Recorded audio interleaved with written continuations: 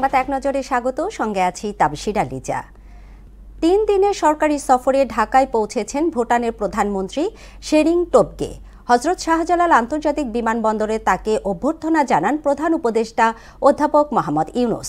এ সময় তাকে guard of honour দেয়া হয়। আজ প্রধান উপদেষ্টার সঙ্গে দ্বিপক্ষীয় বৈঠক করবেন শেরিং টোবগে। সফরে ইন্টারনেট ব্যান্ডউইথ বিনিময় সহ 3টি সমঝোতা স্মারক সইয়ের কথা রয়েছে। ভূমিকম্পে দেশের বিভিন্ন স্থানে 10 জনের মৃত্যুর খবর পাওয়া গেছে। গাজীপুরে ভূমিকম্পনে আতঙ্কিত হয়ে হুড়াহুড়ি করে নামতে গিয়ে ডোমিনেক কারখানায় অর্ধশতাধিক শ্রমিক আহত হয়েছেন। তাদের শ্রীপুর উপজেলা স্বাস্থ্য কমপ্লেক্সে চিকিৎসা দেওয়া হচ্ছে। এদিকে নরসিংদীতে ভূমিকম্পে মাটির দেয়াল ধসে বৃদ্ধের মৃত্যু এবং জেলা জুড়ে অন্তত 55 জন আহত হয়েছে।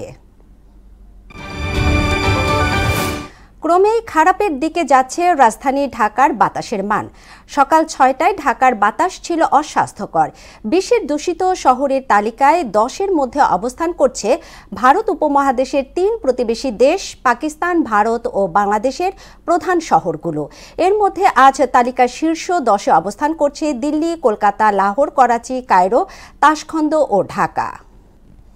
এই ছিল সংবাদ এক নজরে। সবশেষ খবর সবার আগে জানতে মোহনার সাথেই থাকুন। এতক্ষণ সঙ্গে থাকার জন্য ধন্যবাদ সবাইকে।